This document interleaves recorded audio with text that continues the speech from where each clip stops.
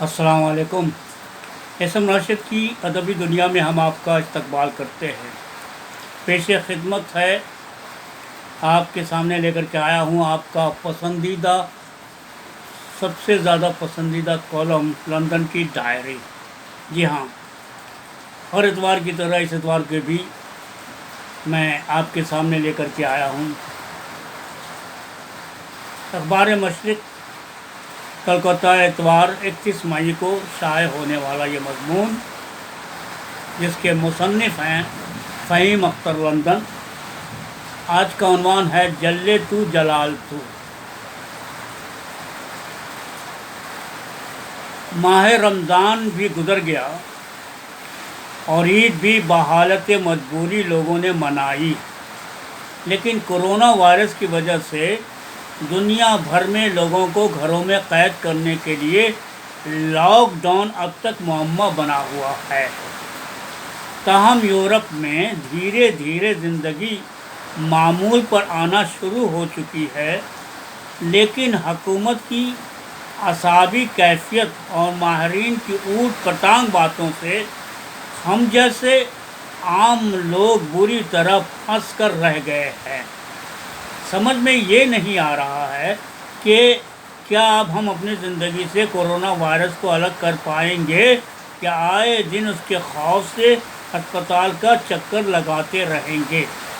اس کے علاوہ خبروں پر نظر ڈالیے تو ذہن یوں پریشان ہوتا ہے کہ بس لگتا ہے کہ کرونا وائرس دروازے پر دستک دینے والا ہے۔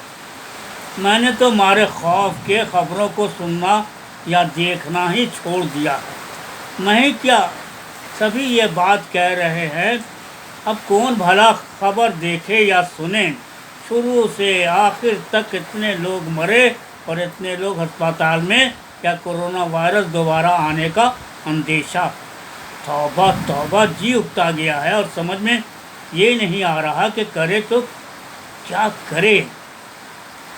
پھر بھی ہم جی رہے ہیں اور اس بات کی امید لگائے بیٹھے ہیں کہ انشاءاللہ جلد از جلد ہم اس وبا سے نجات پا لیں گے۔ برطانیہ دھیرے دھیرے یورپ کا سب سے زیادہ کرونا وائرس سے متاثر ملک بن گیا ہے۔ لگ بھگ 30,000 سے زیادہ لوگوں کی جانیں جا چکی ہیں، جبکہ اندازہ لگایا جا رہا ہے کہ مرنے والوں کی تعداد 50,000 سے بھی زیادہ ہو سکتی ہے۔ اس کے علاوہ ضعیف معذور لوگ جو اولڈ پیپل ہوم میں اپنی صحت کی وجہ سے رہائش پذیر تھے، ان کی اموات بھی کافی زیادہ ہے۔ حکومت اس سلسلے میں تنقید کا خاصا نشانہ بن چکی ہے۔ آئے دن حکومت کی سست رفتار بچاؤ پالیسی اور PPE یعنی پرسنل پروٹیکشن ایکوپمنٹ کی کمی، جو کہ ہیلتھ اسٹاف کے بچاؤ کے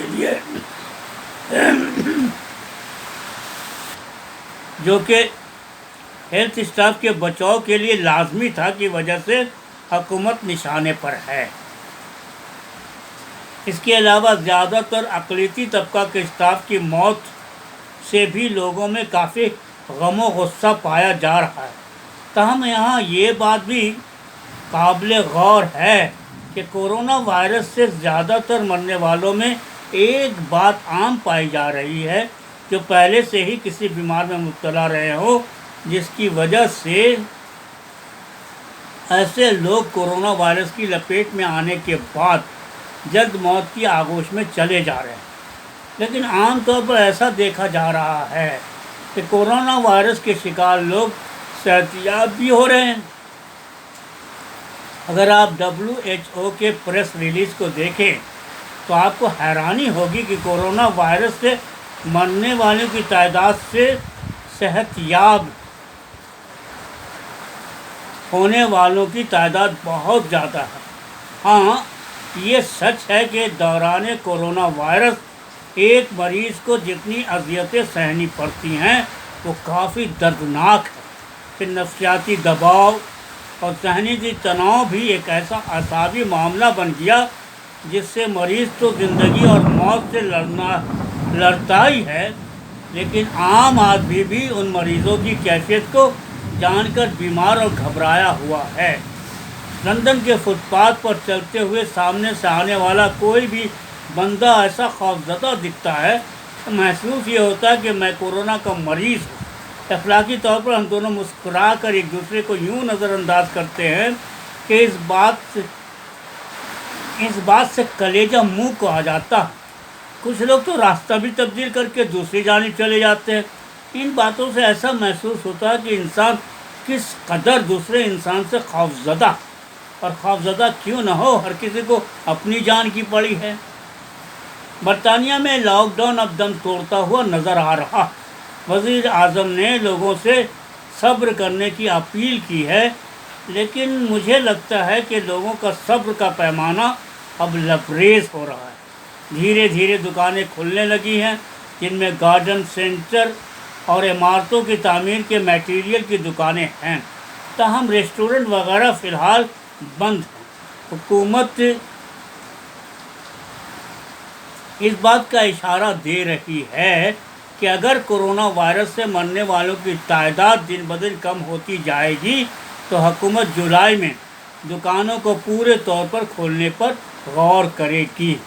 جون کے پہلے ہفتے سے پرائمری اسکول کو کھولنے کا پلان ہے، لیکن اس شرط کے ساتھ کہ بچوں کو ایک ساتھ نہ بیٹھا کر ان میں دوری برقرار رکھی جائے گی۔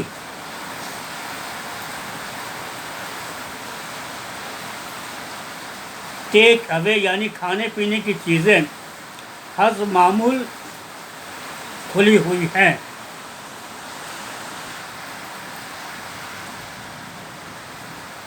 لیکن اس شرط کے ساتھ کہ بچوں کو ایک ساتھ نہ بٹھا کر ان میں دوری برقرار رکھی جائے گی۔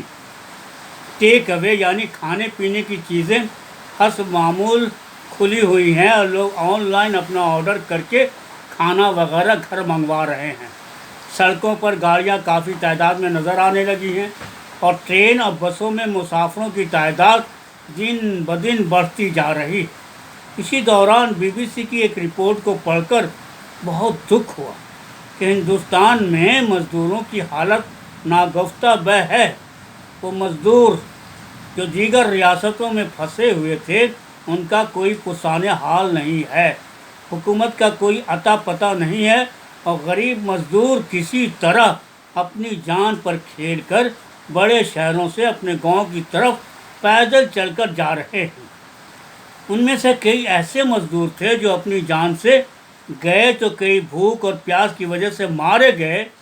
ممبئی اور دلی یہ دو ایسے شہر ہیں جہاں سے یہ مزدور لاک ڈاؤن سے عاجز آ کر اپنے خاندان اور دوست کے ساتھ اپنے اپنے گاؤں کی طرف نکل پڑے تھے۔ کیوں تو بھارتی وزیر اعظم نے اپنے مخصوص انداز میں کئی اعلان کیے تھے، لیکن ذرا سوچئے، جو غریب اور مزدور جو روزانہ کی کمائی سے اپنا پیٹ پالتے ہیں، اور اگر انہیں لاک ڈاؤن کا سامنا کرنا پڑے تو وہ انسان کتنے دن تک بنا کھائے پینے کے زندہ رہ سکتا ہے، کھانے پینے کے زندہ رہ سکتا ہے۔ اس پر قہر یہ کہ ان غریب مزدوروں کا کوئی سننے والا نہیں۔ ہندوستانی پولیس جسے اپنے ڈنڈے پر ناز ہے، اس نے بڑی بے رحمی سے لاک ڈاؤن میں باہر نکلنے والے لوگوں کی پٹائی کی۔ سمجھ میں یہ نہیں آتا کہ آخر انسان پل بھر میں حیوان کیسے بن جاتا۔ اگر میں ایسی حالت میں ہوتا، ظاہر سی بات ہے کھانے پینے کی ضروریات کے لیے ضرور باہر نکلتا، چاہے کتنا ہی سخت لاک ڈاؤن کیوں نہ ہو۔ ہاں، اگر حکومت ان غریب مزدوروں کے لیے کوئی لاہ عمل بناتی اور ان کے لیے کھانے پینے کا انتظام کرواتی تو میں کہہ سکتا کہ ہندوستانی حکومت قابل تعریف ہے۔ اس کے علاوہ لاک ڈاؤن میں پھنسے لوگوں کو گاؤں جانے کے لیے شروعات میں کسی خاص ٹرین اور بس کا انتظام نہیں کیا گیا۔ اس سے صاف ظاہر ہو رہا تھا کہ حکومت کے پاس کوئی انتظام نہ تھا۔ ہندوستان کے غریب مزدور کی ایسی دردناک تصاویر کو ہمارے ساتھ دنیا بھر کے لوگوں نے دیکھا، جو کہ ایک نہایت شرمناک بات ہے۔ مجھے تو اس بات سے بھی حیرانی ہوتی ہے جب پاکستان جیسے ملک نے لاک ڈاؤن میں بہت جلد ڈھیل دے دی۔ عجیب بات ہے، جب 400 لوگ کورونا سے مرے تو لاک ڈاؤن کا نفاذ ہوا، اور جب 4000 لوگ مرے تو لاک ڈاؤن ختم کر دی گئی، ہے نا عجیب بات؟ کیا کہوں، کبھی کبھی میں سوچتا کہ آج کل کے حکمرانوں کی صلاحیت اور ذہانت پر پردہ ہی نہیں بلکہ ان کا ذہن زنگ آلود ہے۔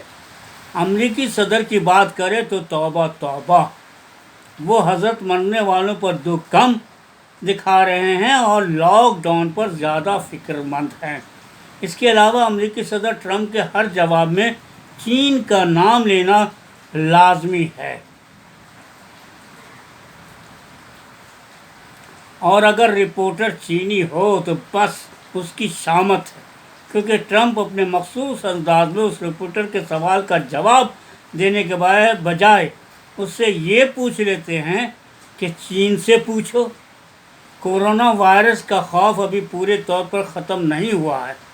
برطانیہ کورونا وائرس سے مرنے والوں کی تعداد میں امریکہ کے بعد دوسرا ملک بن چکا ہے، لیکن سب سے تشویشناک بات تو یہ ہے کہ سائنسی ماہرین اور طبی ماہرین اس بات کو پتہ نہیں لگا پا رہے ہیں کہ اس بیماری کی شروعات کیسے اور کہاں سے ہوئی۔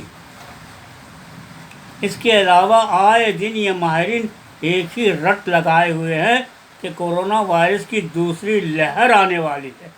وہیں یہ بھی کہا جا رہا ہے کہ کورونا وائرس کئی برسوں تک ختم نہیں ہوگا، گویا زندہ رہنے کی خواہش میں انسان جیتے جی مر کر رہ گیا ہے۔ بچپن سے مصیبت کے وقت اکثر یہ بات سنتا رہا کہ جل تو جلال تو، آئی بلا ٹال تو۔ اب تو سچ پوچھیے، کورونا وائرس اور لاک ڈاؤن سے ہم یہی کہنا چاہیں گے کہ جل تو جلال تو، آئی بلا ٹال تو،